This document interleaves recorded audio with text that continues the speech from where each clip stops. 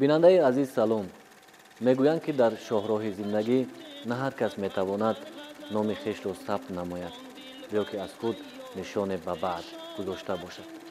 дар зиндагӣ аслан аз ҳар як инсон ба ғайр аз фарзандон бояд номи накӯ дар ёди дигарон боқӣ бимонад. рӯшантарин нишон он нишоне ҳаст ки шахсият тавонад дар зиндагӣ бо тавони бозубони хеш ва ақли солим созанда бошад. дар барномаи навбатии пайроҳа ҳаёти ҳунармандеро интихоб намудаем ки аз дафтари зиндагӣ сабақ омӯхтаву дар зиндагӣ дасти дигаронро гирифта, яъне роҳбалад барои дигарон шуда. ҳунарманди маъруфи тоҷик Дона Баҳром дар деҳаи Сағирдашти ноҳияи Дарвоз ба дунё омадааст. рӯзгори наврасии ӯ қисман дар Сағирдашт ва дар ноҳияи Ваҳдат гузаштааст. дар ин замон ки мардум аз таҳшати ҷанги бузурги ватанӣ халос шудаву дар ҳолати бозсозӣ қарор доштанд, бештари таъсир ба аҳли наврас мерасид ва бахусус барои Дона Баҳром ки азияти бемодарӣ мекашид бисёр аламовар буд. падари Дона ҳамеша мекӯшид то фарзандаш алами рӯзгорро набинад. ҳарчанд тарбияи Дона ба дӯши модаркалон буд, вале падар ҳама хоҳишҳои писарашро иҷро мекард. Дона Баҳром ёд дорад ки чӣ гуна падараш аз шаҳри Душанбе барояш рубобчае оварда буд.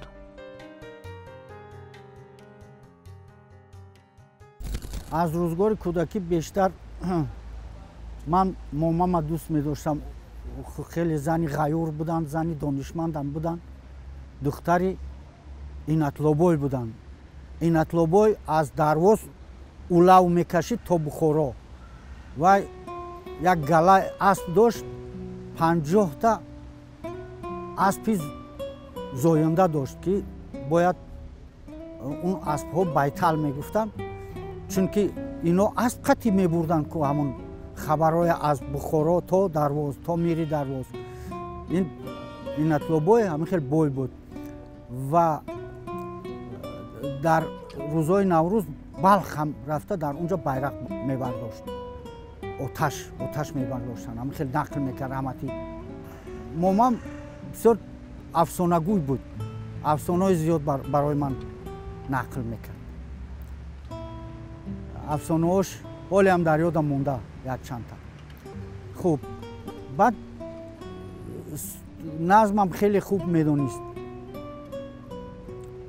хеле зани шуху зани вай буд. мумкин ҳамун вай сурудхониам аз ҳамун вай момам пайдо шуда бошад. хеле падарам раҳматӣ доштанд, гоҳ-гоҳ якта дута рубоӣ мехонданд, бо оҳанг доштанд, дар вуҷудшон доштану аммо хел вай изҳор намекарданд, доштанд. ва падарам бисёр мехостанд худо раҳматшон кунад ки ман санъаткор шавам. ҳамун солҳо барои ман як тор харида буданд ки ин дар он солҳо ҳеҷ кас тор надошт. аз раҳаки таҳпала мошин омад, ғурғуркунон кӯтала лозим омад. аз шаҳр падар тӯҳфаи қимат овард, рубоб ба даст зи назди Козим омад. аз Козим гуфтани як шахс як рубоб тор барои ман харида ҳамун кӯҳистон ба овард. падарам чо марди аҷиб буданд. падар мехост то фарзандаш соҳибилм ва босавод тарбия бигирад. Дона Баҳром мегӯяд ки нахустин оҳангро аз замзамаи падар ва модаркалонаш шунидаву худ ҳам машқи овоз карда. баъди мактаби миёна Дона Баҳром мехост ба донишкадаи санъат роҳ ёбад, вале он замон чунин донишкада фаъолият намекард. ба ин хотир риштаи филологияи донишгоҳи миллиро интихоб менамояд. баъди хатми донишгоҳ ва хизмати ҳарбӣ Дона Баҳром фаъолияти хешро дар мактаби миёнавӣ ба номи Чайковскии ноҳияи Ваҳдат оғоз мекунад ва дар ин фаъолият ӯ то ба ҷонишини директор мерасад. фазои як мактаб наметавонист ҳунарманди ҷавонро қонеъ гардонад. барои ӯ фазои озодтаре лозим меомад. ба ин хотир ҳамеша кӯшиш мекард то дар чӣ мактаб ва чӣ ноҳия маҳфилҳои эҷодӣ ташкил карда бошанд. ини иштирок дар як маҳфил ӯро намояндагони Кумитаи телевизион ва радио баҳри сабт ба Душанбе даъват мекунанд ва баъд аз сабти барнома соли 1980 ӯ ба фаъолият ба Кумитаи телевизион ва радиои назди ҳукумати ҷумҳурии Тоҷикистон даъват карда мешавад. من بسیار میخواهم اون از روزهای نخستینه که دانا بهرام به میدان وسیع سرود جمهوری برآمد با یک شور، با یک گریو، با یک همهمه که چندین سال در این صحنه پایید. دانا یک سراینده بسیار جوینده هست. من قصه زیاد نکنم، همون برنامه که در اساس متن‌های شاهنامه دانا بهرام کرد تقریبا 6 ماه زیادتر بود که مشغول جستجو شده و از بین اینها توانست یک برنامه علاهده جالب جمع کند و برای مردم پیشنهاد کند که خصوصا جبهه خیرتمندی، جبهه خیرت پیشگی یک اپوس بزرگ را در سرود داده تواند و این نتیجه های بسیار خوب به بار آورد. نامی او را بلند کرد و در بین مردم نشان داد که یک سراینده هم می تواند که صاحب اندیشه باشد، صاحب اندیشه سازنده باشد، خیرت را ترغیب کند و جای افتخار هم هست که وقتی ما شاهنامه را ثبت میکردیم با راهبری استاد بزرگوار شادرمان لایق شیرعلی، از همین سرودها در این برنامه ها استفاده شده بود. رحمتی بسیار خرسند شده بودند که این برنامه ما را رنگین کرد، خصوصا اون قسمتی که توانا بود، هر کی دانا بود و مانند اینها. دانا بهرام وقتی که در سالهای 70 به صحنه تاجیک آمد با یک سبک خاص آمد و از جوانان لیاقتمند همان دوران بود. ما البته اون وقت جوانتر بودیم نسبت به دانا بهرام، ولی بسیار صدایش را دوست می داشتیم و یادم هم هست که سالهای 70 یک قرطش در تاشکند نشر شده بود. این البته کار خیلی خوب هم بود که از جوانان و فقط مردم با لیاقت مثل جورابک نظری و هنرمندان ممتاز تاجیک، آدینه هاشم، ظفر ناظم خیلی قرطها نشر میکرد و در قطار دیگرها از دانا بهرام نشر شد و لحنش برای من خوش بود و وقتی که در دوشنبه بودیم از سالهای 70 ما میدیدیم و میخوردیم در کمیته تلویزیون و رادیو کار میکردن همچون هنرمند، همچون آموزگار خیلی خوب بودن و در مناسبت نیز انسان خیلی خوب است. میتوان که با صحبت کرد و این صحبت گرم باشد، چرا که دانا بهرام خیلی مردی آگاه است، از هنرمندان آگاه است. فعالیت میان هنرمندان معروف تاجیک به او امکان می‌دهد تا او فضای ایجادی خود را دیگر سازد. اکنون برایش آموزش دنیای هنرمندان دیگر و انتخاب پیراهای خود مهم بود. با آهنگسازهای معروف، با میرت‌الله عطایف همکاری داشتیم. سرودهای اون کسا میخوندم: چمن آرزو، خاک فیض‌آباد، فیض خیزد دایما از خاک فیض‌آباد من، فیض فیض‌آباد باشد خانه آباد من. خب با عبدالفتاح آدینه‌ایف خیلی رابطه جدی داشتیم و دوستی نزدیک بودیم. با اون کس بوسه به دنیا زدم، زلفات بالا زدم، هر دو لبت گل نمود، بوسه به دنیا زدم. آهنگای اون کس هم خیلی زیاد خوندم و باز با همدیگر همکاری میکردیم. یک آهنگ من اون کس ارکستراف کردن با نام برادرم و شعر مومن قناعت. به دیده نقش روی تو، به گوش گفتگوی تو، با عابدپور، خب با امیربک موسایف، زلزله آبشار آهنگ امیربک موسایف اجرا کردم. با عزیزالله شریفوف خب یک چند آهنگای اون کسا خوندم. خب با خیرالله عبداللهیف از خیرالله عبداللهیف خیلی با اون کس خب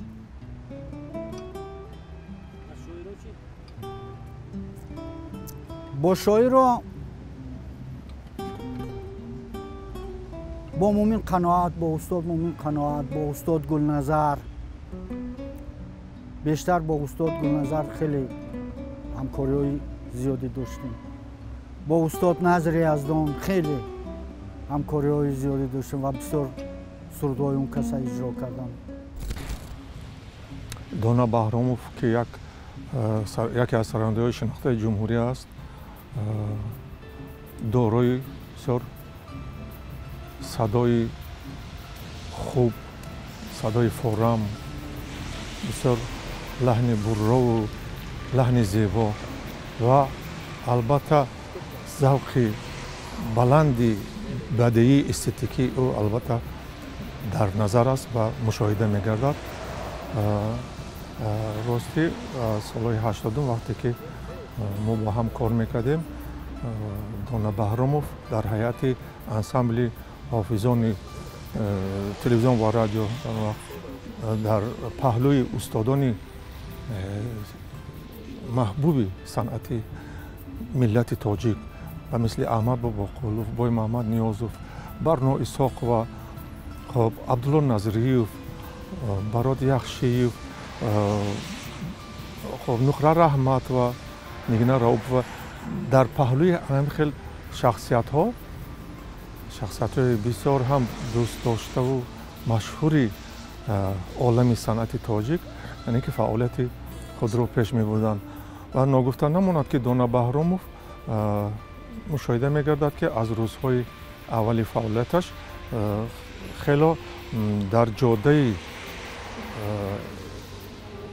جستجوی بریم که کارهای ایجادی خیلی زحمت بسیار کشیده است و امروز تعداد زیادی یا شماره زیادی سرود و ترانه‌های دونا بهرام در خزینه طلایی رادیوی تاجیکستان محفوظند. من سال 2006 در همایش بین المللی متن شاهنامه فردوسی در ایران حضور داشتم. البته با سخنرانی و در فراورد این همایش در پایه آرامگاه حکیم ابوالقاسم فردوسی که محفل مجلسی با تنتنه و با شکوهی که هزارها نفر در میدان بودند تجلیل گردید و این محفل و این مجلس و این نشست با سرود هنرمند تاجیک دانه بهرام که بر متن شاهنامه فردوسی ایجاد کرده بودند، بناهای آباد گردد خراب ز باران و از تابشی آفتاب شروع شد و من قبط در اونجا گوش گرفتم و وقتی که سخن نوبتی خاتموی این بزم خاتمی به این جانب رسید، من با غرور و با محبت گفتم که آغاز این محفلی با شکوه با آوازخوان تاجیک دانه بهرام بود. هموطنی من بود، دوستی من بود، همنشینی من بود. من از این فخر میکنم. دونا بهرام میان هنرمندان معروف تاجیک با سبک، صدا و انتخاب سرود جای خود را دارد. او توانسته تا خود را در ژانر سرودهای مردمی و استرادی و ششمقام و کار با ارکستر نشان بدهد. یکی از صحیفه روشن فعالیت دونا بهرام در شاهنامه خوانی معلوم و معروف گشته. چون خود میگوید سبب انتخاب شاهنامه در آن است که کار ختم او در دانشگاه کتاب بیزوال شاهنامه بوده است. خیرت پرورد جانی دانندگان، خیرت رهنماید و خوانندگان، خیرت مایه‌ای جاودانی بود، خیرت پایه‌ای زندگانی بود.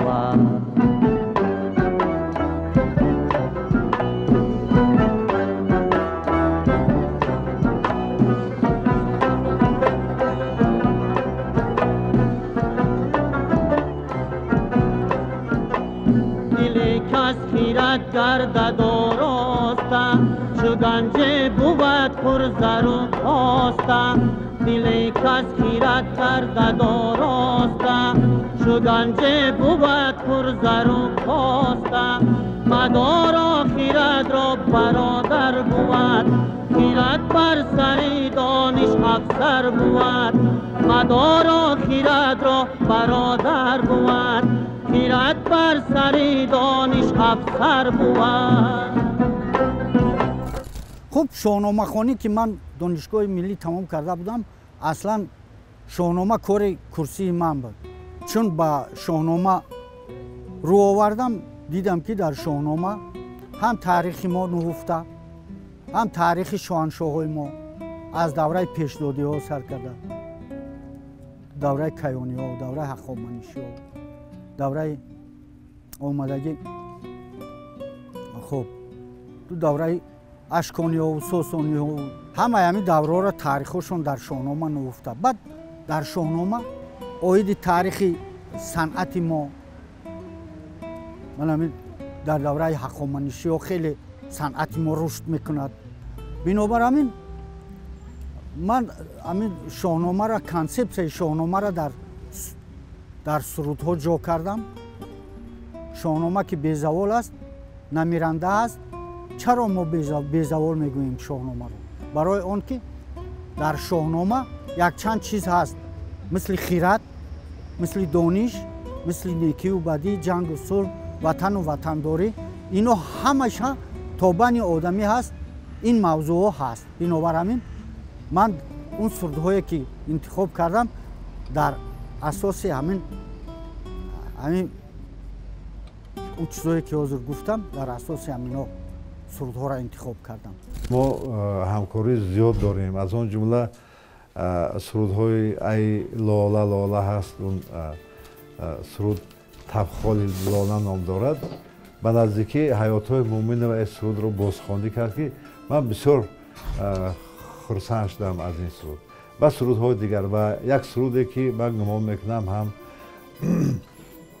در تقدیر ایجادی دانه و هم در تقدیر ایجادی من یک نقش بسیار سخت برجسته بازیده است این سرودی هست که ما برای مرثیه هست که ما برای شراره سروده بودیم و این را جا به جا تقریبا هم در طول 2-3 روزی بعد از زمین جنبی این را ثبت کردگی بودند و این بسیار استقبال گرم یافته بود و من میبینم که در بین مردم به حیث یک سرود خلقی امروز صدا میدهد این سیاهنامه نام داشت این چیز مرثیه شراره در بین مردم مشهور است و چندین سرودهای دیگر ما همراه کرده بودیم همکاری ما هنوز حالا هم ادامه دارد من همیشه خوشبین هستم به ایجادات دانه بهرام چند نکته را میتوان در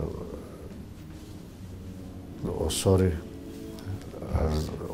در ایجادیات دانه بهرام جدا کرد سرودهایی که غنایی هستند عشق و محبت را ترنم میکنند با صدای خوش میتوند که اون را برسانند و همون ناله های زیبا گردش هایی که در موسیقی هستند خاص خودی او هست که آنها را بیشتر در آموزش برداشت کرده است مثل یعنی نمونه های خیلی خوبی مردمی را میداند سرودهای مردمی را میداند آگاه هست به یک نقطه توجه باید کرد که در سالهای 70-80 عصر 20 چند نفره بودند که فلک میخواندند از جمله بنیادگذار این و بسیار خوب این صحبه به صحنه آورده بود نادینه هاشم بود همین استفاده می‌بردند و دانه بهرام نه تنها این سبک را فلک را خوب می‌دانست و هم در آموزش قرار داد یعنی به تاریخ هم سر و کار دارد من چند نوشته‌اش رو هم خواندم وابسته به فلک تا اندازه اندیشه‌های ما در باره این ژانر خلقی پروفسیونالی نزدیک هست هرچند به عمق نمی رود استاد دانه بهرام ولی کوشش میکند که چیزی که از این میان برای مردم بگوید مثلا احساس می شود که او نتیجه گیری میکند. فلک یک شکایت از گردون نیست، بلکه این نمونه های خیلی برجسته صنعتی کسبی هست و اینها نمونه های ترغیب قهرمانی و دلاوری است. وقتی که مثال میاره در یک نوشته است از عنصر مالی کیکاووس و پسرش میگوید که وقتی که میخواد با سپاهیان صحبت داشته باشه سروده های تورانی را بخواد. سروده های تورانی این معنی و ترکی ندارد، سروده های قهرمانی را بخواد، چون که گرگولی نیز از همین دایره هست. دانا بهرام با هنر ناتکراری خویش صنعت تاجیک را به کشورهای دیگر برده است و همیشه میان اهل صنعت صاحب مقام و صاحب احترام گردیده. شان خود او میگوید با این هنرش نیم دنیا را گشته است. نیم دنیا را بگشتم، عقل من خام است هنوز. نیم عمرم درگذشت و دست در جام است هنوز. دنیا گشتن برتر از دنیا خوردن بوده است. پخته گشتم در سفر دل چون کباب خام است هنوز. آن خمیر نارسیده نان دسترخوان نشد، چون رسد نزد تنور آتش چونیست خام است هنوز. عاشقی را من ز عشق محلقا آموختم، 100,000 خام پخت و محلقا خام است هنوز. آن چی را بیند آن مرد جوان در آینه، پیر بیند عکس آن در پخت خشت خام است هنوز. فند این دنیا چی شیرین، قند این دنیا چی تلخ. کار دنیا ناتمام و بنده ناکام است هنوز. مرغ الهام دل بهرام پرپر میزند، پرزدنها در هوای شعر تر خام است هنوز. نیم دنیا را بگشتم، عقل من خام است هنوز. اکنون افغانستان رفتم یک 4-5 بار، ایران یک 6-7 بار، عراق، خب هندوستان، ترکیه، بلژیم، گرمانیا، فرانسه، ژاپن، ژاپنیا و غیره و غیره. یک پهلوی دیگر هنر دانا بهرام در آن ظاهر می شود که خودش جوینده است. شعر میگوید، یعنی به شعر شاعری مایل دارد و نوشته هاش هم نشر شدن، هرچند خودش دعوای شاعری ندارد و کم هنرمندی است که بشیند بنویسد مطلب ها یا که مقاله هایی که تحقیقی هستند. این خاص دانا بهرام است و برتر از همه من نمیدونم در جای دیگر چگونه است. آنچه که برای من خوش میاد از دانا بهرام این مناسبت صمیمیش است. هر وقتی که من زنگ میزنم یا که یگان دوستا زنگ بزنن، البته در کدام حالتی که باشد به قول مردم ما دستش در زرم که باشد میافکند که من آماده خدمت هستم و کمتر دغدغه دارد. من نمیدونم جای دیگر شاید داشته باشد، ولی در صحبتی که ما میبینیم دغدغه کمتر دارد، یعنی خودش از دیگران بالا نمیگذارد و مثل از ناکامی هایی که در صنعت هست میسوزد، از بردی که در صنعت امروزه تاجیک هست از جوانان لیاقتمند میبالد. ما بارها که هم صحبت کردیم، نمیگوید که این کاملا نمیشود، ولی میگوید که میتوان که تربیه کرد، پرورش کرد و همچون آموزگاران در دانشگاه هنرهای زیبا فعالیت میکنند، شاگردان خوب دارد و مکتب عنعنوی موسیقی تاجیک رواج میدهد. پیروهای زندگی خیش را آنگونه دانا بهرام قدمگذاری نموده که هر کسی دیده و یا صدای او را شنیده از مهارت و دانش فراخ او آگاه گردیده است. همیشه در فعالیت خود نوگانی جسته و آفریده های ایجادی خود را رنگ داده، با هنرمندان محبوب همکار گشته و سبق آموخته و جوانان را دستگیری نموده و راه هنر را آموخته است. مجنون کردی مرا جگر خون، من که گرفتار تویم دنیا همه میداند، عاشق شیدای تویم دنیا همه میداند، من که گرفتار تویم دنیا همه میداند، عاشق شیدای تویم گویا همه میداند لیلا لیلا لیلا از دستت با ویلا مجنون مجنون مجنون کردی مرا جگر خون امروز ما میبینیم که سرودهایی که تقریبا 30 سال پیشتر دانا بهرام خوانده بود زنده هستند، بازخوانی میشوند و بسیار خوب بازخوانی میشوند به یک شکل تازه. این شهادت از آن میدهد که ما در میدان در صحنه سرود، در صحنه سرود بسیار محتشم و معتبر تاجیکی یک سراینده ماندگار داریم و خدا کند که همیشه باشند و خسته نشوند. این خسته نشدنی باز یکی از صفت‌های دانا بهرام است که من می‌بینم که امروز با کاملا یک سبک و روش و آهنگ‌های کاملا تازه کردگی هستند. دانا بهرام یک خاصیت دیگر دارد، بسیار عقل ذکی دارد در انتخاب متن‌ها. وقتی در تلویزیون صدا میداد سرودی که نوحه میکشم چون متن ابری آسمان بی تو با قلمی به فکرم عبدالله قادری تعلق دارد. سینه چاک چاک از غم همچون کهکشان بی تو ایران میخواند. احساس میکنید که گویا به همون سرود وارد میشود و در برابر نه تنها موسیقی میخواند بلکه نه تنها دانا بهرام میخواند بلکه گویا تمام همون محیط میخواند برابر دانا بهرام و از همون ذکاوت است که بیشتر به آثار بزرگان ما توجه کردن، مثل جلال الدین بلخی. سرودش که یک دوران برای همه معمول بود و به قول روس‌ها خیت شده بود که همه تقریبا میخوندن.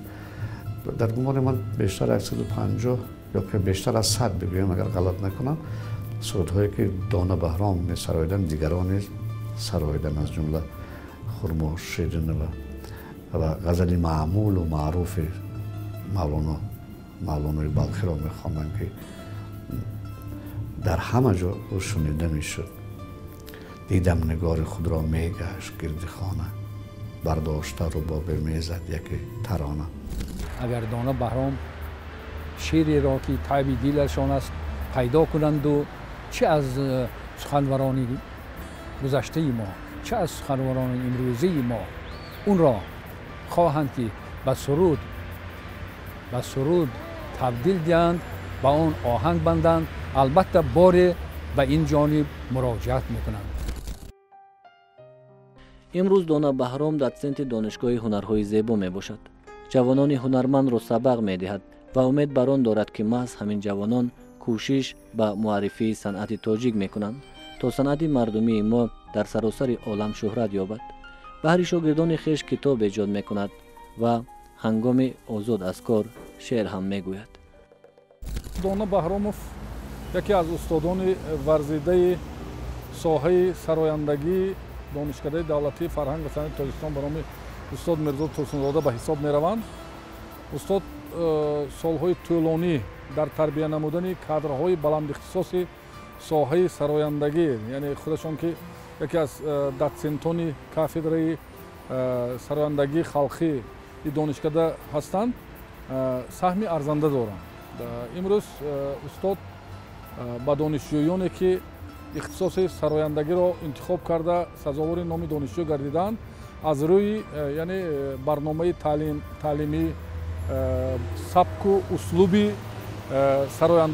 سرایندگی خلقی یعنی تعلیم میدهند و شاگردان استاد در اکثریت چاره‌بینایی فرهنگی هنری دانشکده شهر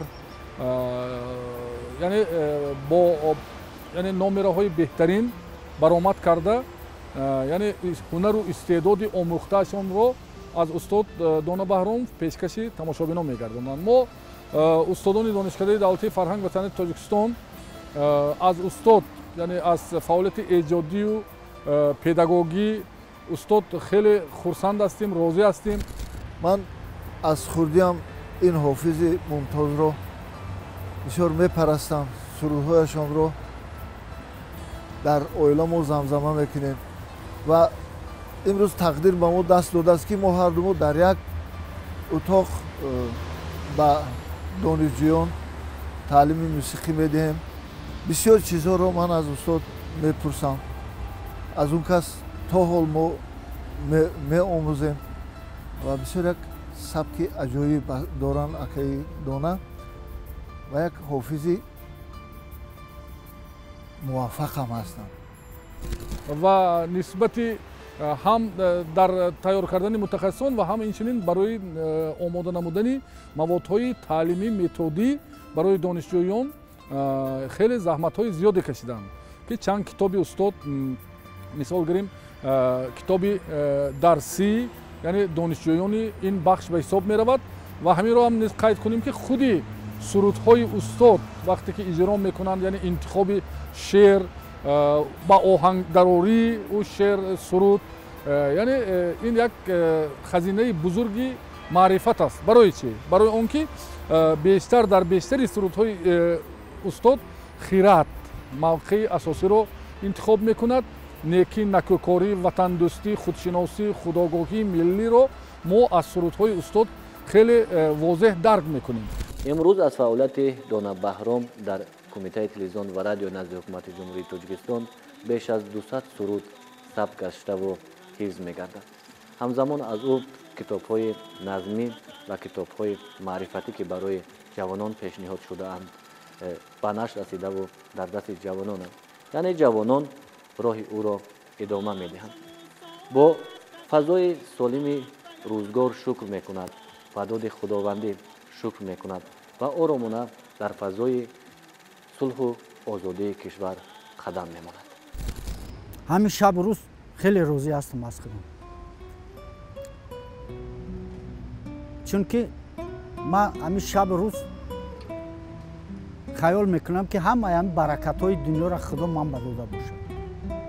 ман доим шодам, доим хаёл мекунам ки ҳамин 4 бурди ман ба ҳамдигар хеле мувофиқат мекунанд.